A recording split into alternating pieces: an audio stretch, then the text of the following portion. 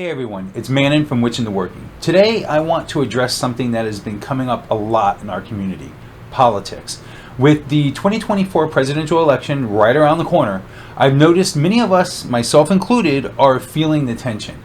I've even seen and been a part of heated arguments among longtime friends, some to the point where they say, if you support this candidate, I don't respect you anymore, and a bunch of trash like that. It's just completely uncalled for. I mean, it's ridiculous. You can't let these things, these elections, get to this point to where it's destroying friendships and whatnot. I want to remind all of us about something important. What ties us together is witchcraft, Wicca, and our shared spiritual journey. While politics is an incredibly sensitive issue for many, it should never tear us apart as family and friends.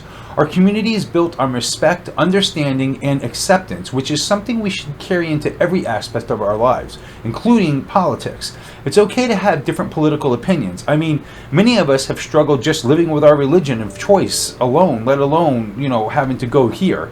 We live in a diverse world where each of us has unique experiences and beliefs that shape our views. That's something to celebrate, not fight over. Regardless of who wins or loses in this election, the world will continue to spin and we will all move forward.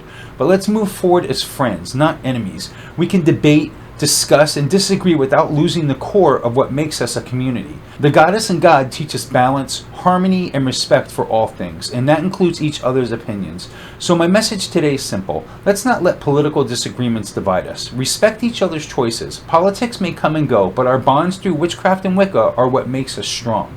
Let's stay united and respect each other's opinions and choices. Love you guys and gals. Blessed be.